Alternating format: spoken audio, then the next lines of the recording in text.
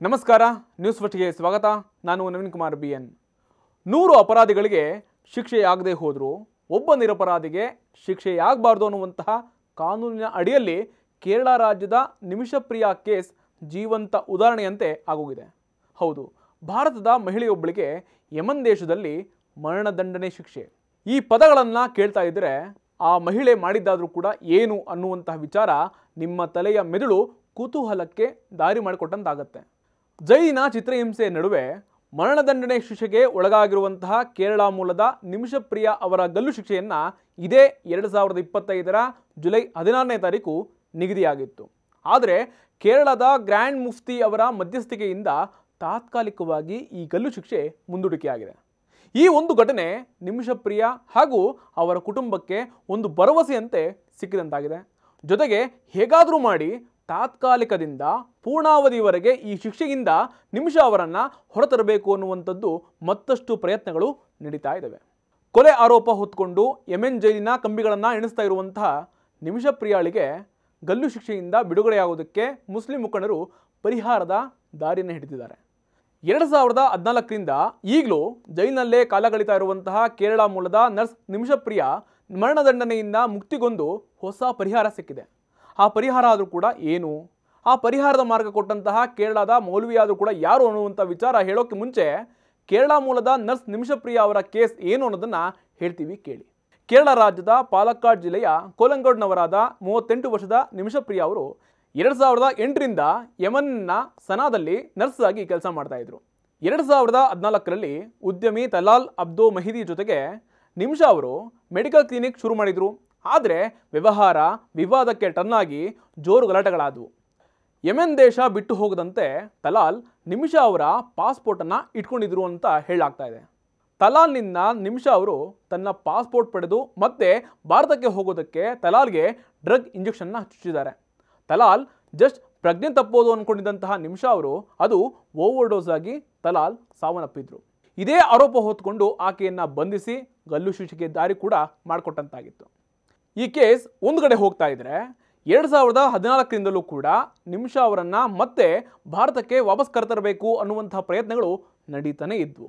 ಭಾರತ ಸರ್ಕಾರ ಕೂಡ ಈ ಕೇಸನ್ನು ಗಂಭೀರವಾಗಿ ತೆಗೆದುಕೊಂಡಿತ್ತು. ಯಮೆನ್ ಸ್ಥಳೀಯ ಜೈಲು ಅಧಿಕಾರಿಗಳು ಮತ್ತು ಸರ್ಕಾರಿ ವಕೀಲರ ಕಚೇರಿಯೊಂದಿಗೆ ನಿರಂತರವಾಗಿ ಸಂಪರ್ಕದಲ್ಲಿತ್ತು. ಈಗಲೂ ಕೂಡ ನಾವು ಎಲ್ಲ ರೀತಿಯಲ್ಲೂ ಕೂಡ ಸಹಾಯ ಕೊಡ್ತಾ ಇದ್ದೀವಿ, ಎರಡೂ ಕಡೆಯವರೆಗೆ ಸೂಕ್ತ ಪರಿಹಾರಕ್ಕೆ ಪ್ರಯತ್ನವನ್ನು ಮಾಡ್ತಾ ಇದ್ದೀವಿ ಅಂತ ಭಾರತದ ವಿದೇಶಾಂಗ ವ್ಯವಹಾರಗಳ ಸಚಿವಾಲಯದ ವಕ್ತಾರ ರಣಧೀರ್ ಜೈಸ್ವಾಲ್ ಅವರು ಮಾಹಿತಿ ಕೊಟ್ಟಿದ್ದಾರೆ. ಇದರ ಜೊತೆಗೆ ನಿಮಿಷ ಅವರ ಗಲ್ಲು ಶಿಕ್ಷೆಯ ದಿನಾಂಕ ಜುಲೈ 16ನೇ ತಾರೀಕು ನಿಗದಿಯಾಗಿದ್ದಾಗ ಕೇರಳದ ಗ್ರ್ಯಾಂಡ್ ಮುಫ್ತಿ ಶೇಖ್ ಕಾಂತಾಪುರಂ AP ಅಬೂಬಕರ್ ಮುಸ್ಲಿಯಾರ್ ಅವರ ಆಧ್ಯಾತ್ಮಿಕ ತಂತ್ರಗಾರಿಕೆಯಿಂದ ಈ ಗಲ್ಲು ಶಿಕ್ಷೆ ತಾತ್ಕಾಲಿಕವಾಗಿ ಮುಂದೂಡಿಕೆಯಾಗಿದೆ. ಗ್ರ್ಯಾಂಡ್ ಮುಫ್ತಿಯವರು ತಮ್ಮ ಇನ್ಸ್ಟಾಗ್ರಾಮ್ ಖಾತೆಯಲ್ಲಿ ಯಮೆನ್ ಸರ್ಕಾರದಿಂದ ಬಂದಂತಹ ಪತ್ರವನ್ನು ಹಂಚಿಕೊಂಡಿದ್ರು. ಅದರಲ್ಲಿ ಅಟಾರ್ನಿ ಜನರಲ್ ಸೂಚನೆಯಂತೆ ಶಿಕ್ಷೆಯನ್ನು ಮುಂದಿನ ಆದೇಶದವರೆಗೆ ಮುಂದೂಡಲಾಗಿದೆ ಅಂತ ಮೆನ್ಷನ್ ಮಾಡಿ ಕಳಿಸಿದ್ರಂತೆ. ಯಮೆನ್ನ ತಲಾಲ್ ಕುಟುಂಬ ಗಲ್ಲು ಶಿಕ್ಷೆಯಿಂದ ಮುಕ್ತಿಯಾಗೋದಕ್ಕೆ ಕೊಟ್ಟಂತಹ ಒಂದೇ ಒಂದು ಪರಿಹಾರವೇ ದಿಯಾತ್. ಶರಿಯಾ ಅಂದರೆ ಇಸ್ಲಾಮಿಕ್ ಕಾನೂನಿನ ಅಡಿಯಲ್ಲಿ ತಲಾಲ್ನ ಕುಟುಂಬವು ದಿಯಾತ್ ಅನ್ನುವಂತಹ ಮಾರ್ಗ ಕೊಟ್ಟಿದೆ. ಅರಬ್ನಲ್ಲಿ ದಿಯಾತ್ ಅಥವಾ ಬ್ಲಡ್ ಮನಿ ಅಂತಂದರೆ ಒಂದು ವ್ಯಕ್ತಿಯ ಜೀವ ತೆಗೆದಿರೋದು ಅಥವಾ ಗಂಭೀರ ಗಾಯಗಳಿಗೆ ಪರಿಹಾರವಾಗಿ ಆರೋಪವನ್ನು ಹೊತ್ತವರು ಬಲಿಯಾದಂತಹ ವ್ಯಕ್ತಿಯ ಕುಟುಂಬಕ್ಕೆ ಹಣವನ್ನು ಕೊಟ್ಟು ಶಿಕ್ಷೆಯಿಂದ ತಪ್ಪಿಸಿಕೊಳ್ಳುವಂತಹ ವ್ಯವಸ್ಥೆಯೇ ಬ್ಲಡ್ ಮನಿ. ಈ ದಿಯಾತ್ನ ಕೊಟ್ಟು ಕ್ಷಮಾದಾನ ಕೊಡಬಹುದು ಅನ್ನುವಂತಹ ನಿಯಮ ಈಗಲೂ ಕೂಡ ಇದೆ.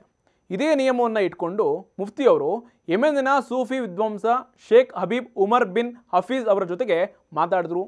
ಕೇರಳದ ಮೌಲ್ವಿ ಹಾಗೂ ಯೆಮೆನ್ನ ತಲಾಲ್ನ ಕುಟುಂಬದ ಜೊತೆಗೆ ಮಾತನಾಡಿ ಕ್ಷಮಾದಾನದ ಮಾತುಕತೆಗೂ ಕೂಡ ಒಪ್ಪಿಗೆ ಕೊಟ್ಟಿದ್ದಾರೆ.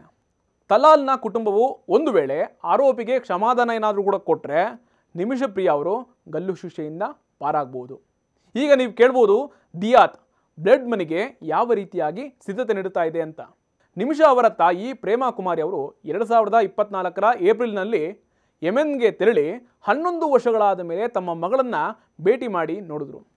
ತಲಾಲ್ನ ಕುಟುಂಬದ ಜೊತೆಗೆ ಮಾತುಕತೆ ನಡೆಸ್ತಾ ಇದ್ದೀವಿ ಅಂತ ಅವರಿಗೆ ಮಾಹಿತಿಯನ್ನು ಕೂಡ ಕೊಟ್ಟರು. ಇದರ ನಡುವೆ ಸೇವ್ ನಿಮಿಷಪ್ರಿಯ ಇಂಟರ್ನ್ಯಾಷನಲ್ ಆ್ಯಕ್ಷನ್ ಕೌನ್ಸಿಲ್ ಅನ್ನುವಂಥ ಸಂಘಟನೆಯು ಕೂಡ ಕ್ಷಮಾದಾನಕ್ಕೋಸ್ಕರ ದಿಯಾತ್ ಹಣವನ್ನು ಕಲೆಕ್ಟ್ ಮಾಡ್ತಾ ಇದೆ. ಕೇರಳದ ಶತಕೋಟಿ ಉದ್ಯಮಿ MA ಯೂಸುಫ್ ಅಲಿ ಕೂಡ ಆರ್ಥಿಕವಾಗಿ ಸಹಾಯವನ್ನು ಮಾಡ್ತೀನಿ ಅಂತ ಕೂಡ ಮುಂದೆ ಬಂದಿದ್ದಾರೆ. ಕೇರಳದ ರಾಜಕೀಯ ನಾಯಕರು, ಗವರ್ನರ್ ರಾಜೇಂದ್ರ ವಿ ಆಲೇಕರ್, ಮುಖ್ಯಮಂತ್ರಿ ಪಿಣರಾಯಿ ವಿಜಯನ್ ಸೇರಿದುಕೊಂಡು ಕೇಂದ್ರ ಸರ್ಕಾರದ ಮಧ್ಯಸ್ಥಿಕೆಯಿಂದ ಮನವಿ ಮಾಡಿಕೊಂಡು ಬಿಡುಗಡೆಗೆ ಪ್ರಯತ್ನವನ್ನು ಮಾಡ್ತಾ ಇದ್ದಾರೆ. ಇವೆಲ್ಲ ಒಂದು ಕಡೆ ಆದರೆ ಗಲ್ಲು ಶಿಕ್ಷೆಯಿಂದ ನಿಮಿಷಪ್ರಿಯ ಪಾರಾಗೋದಕ್ಕೆ ಸಿಕ್ಕಿರುವಂತಹ ಒಂದೇ ಒಂದು ಮಾರ್ಗ ಅಂತಂದರೆ ಅದುವೇ ದಿಯಾತ್. ಬ್ಲಡ್ ಮನಿಯೇ ನಿಮಿಷಪ್ರಿಯ ಮುಂದಿನ ಜೀವನಕ್ಕೆ ದಾರಿಯಾಗಿದೆ. ಕ್ಷಮಾದಾನ ಸಿಕ್ಕಿದ್ರೆ ಗಲ್ಲು ಶಿಕ್ಷೆಯಿಂದ ಮುಕ್ತಿ ಆಗ್ತಾರೆ. ಗ್ರ್ಯಾಂಡ್ ಮುಫ್ತಿ ಅವರ ಹಸ್ತಕ್ಷೇಪ ಹಾಗೂ ಭಾರತ ಸರ್ಕಾರದ ರಾಜತಾಂತ್ರಿಕ ಪ್ರಯತ್ನಗಳಿಂದ ನಿಮಿಷಪ್ರಿಯ ಅವರ ಮರಣದಂಡನೆಯನ್ನು ತಾತ್ಕಾಲಿಕವಾಗಿ ಮುಂದೂಡಿಕೆ ಮಾಡಲಾಗಿದೆ. ಇದಕ್ಕೆ ತಲಾಲ್ ಕುಟುಂಬ ಕೂಡ ಹೆಚ್ಚಿನ ಸಮಯಾವಕಾಶವನ್ನು ಕೂಡ ಕೊಟ್ಟಿದೆ. ಬಹುತೇಕ ಕ್ಷಮಾದಾನ ಕೊಡುವಂತಹ ಸಾಧ್ಯತೆಗಳು ಹೆಚ್ಚಾಗಿದೆ ಅಂತ ಹೇಳಲಾಗ್ತಾ ಇದೆ. ಅಪ್ಡೇಟ್ಗಳಿಗಾಗಿ ನೋಡ್ತಾ ಇರಿ ನ್ಯೂಸ್ ಫಸ್ಟ್, ನಿರ್ಭೀತಿಯಿಂದ ನಿಮ್ಮ ಪರವಾಗಿ. ನ್ಯೂಸ್ ಫಸ್ಟ್, ನಿರ್ಭೀತಿಯಿಂದ ನಿಮ್ಮ ಪರವಾಗಿ.